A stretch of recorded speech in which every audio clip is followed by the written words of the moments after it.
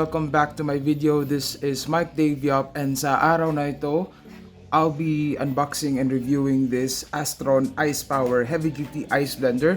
Perfect ito sa mga nagsa-start lang or merong small business for shakes, smoothies, and any other businesses na nag-require ng blender. This is a commercial grade na blender, though not as good as the ones like Vitamix or JTC na mga blenders, but this is perfect for starting sa mga new business na nag-need ng blender. So ito ay 2 liters, 1,500 watts, and with its design, I'm sure familiar kayo. Marami ito sa Shopee, sa Lazada. I bought this one from Shopee at a discounted sale, about 500 pesos less. Yung MSRP nito is around 1,500 pesos, but sa sale nagiging 9,000 nagiging 999 pesos na lang siya. So 500 pesos less. So nakaka-save ako, especially that I've seen recommendations online na if you're looking for a budget commercial grade na blender, then Astron is your best choice. Hindi ito Astron ha, ito ay Astron. So unbox na natin.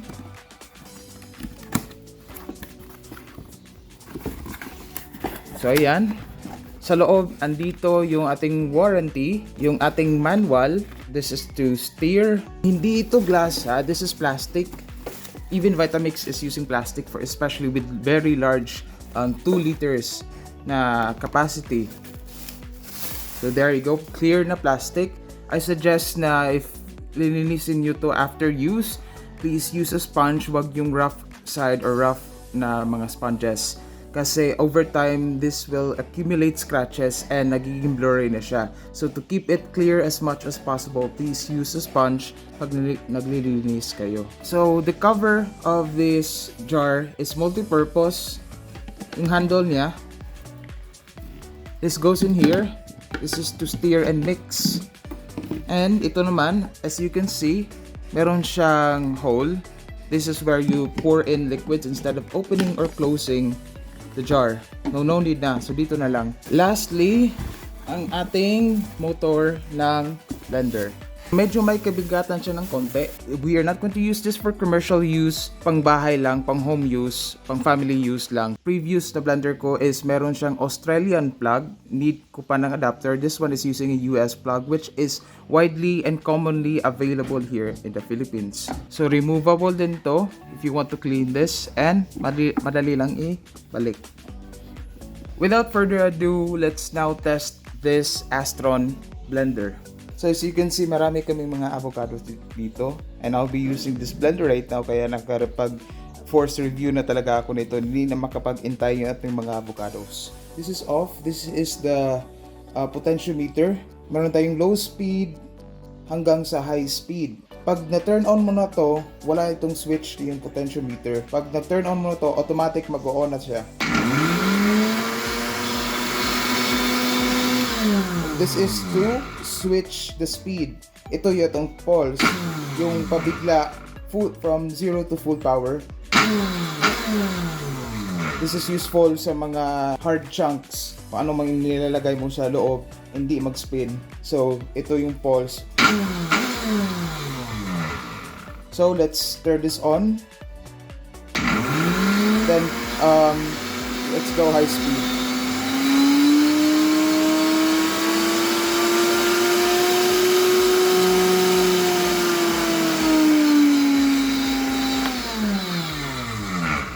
So now, gagawa na tayo ng avocado shake. So, as per dito, heavy duty ice blender. The problem is, can it crush ice without the use of a dedicated ice shaver? I would still recommend you using an ice shaver, especially sa mga malalaking ice cubes or parang isang braso na ice. Can it really crush ice? So, hindi ito masyadong malaki.